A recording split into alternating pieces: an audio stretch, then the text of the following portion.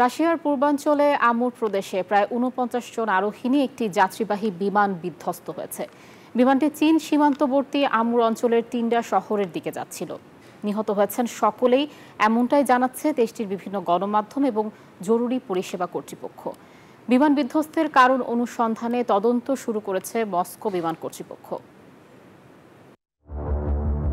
২৪ জুলাই ভ্লাগোভেচচেন্স্ক শহর থেকে উড্ডয়ন করে চীনা সীমান্তবর্তী শহর টিন্ডারের দিকে যাচ্ছিল বিমানটি। পথে রাডার স্ক্রিন থেকে হারিয়ে যায়। পরে বিমানটি বিধ্বস্ত অবস্থায় খুঁজে পাওয়া যায় টিন্ডা শহর থেকে ১৫ কিলোমিটার দূরের একটি পাহাড়ি বনাঞ্চলে।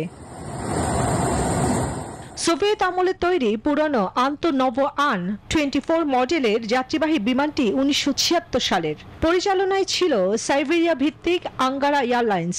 একটি হেলিকপ্টার থেকে তোলা ভিডিওতে দেখা গেছে ঘন জঙ্গলের মধ্যে আগুনে পুড়ে ছাই হয়ে যাওয়া ধ্বংসাবশেষ।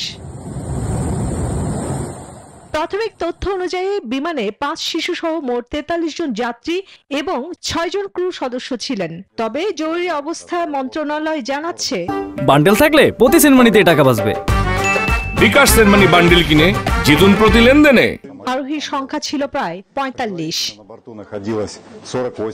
রাশিয়ার জরুরি সেনাবাহিনী MI-4 হেলিকপ্টার ঘটনাস্থলে পৌঁছায় এবং উদ্ধার কার্যক্রম চালিয়ে যাচ্ছে।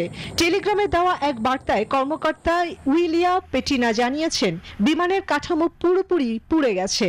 বিমান বিধ্বস্তের কারণ উদ্ঘাটনে তদন্ত শুরু করেছে রাশিয়ার বিমান কর্তৃপক্ষ।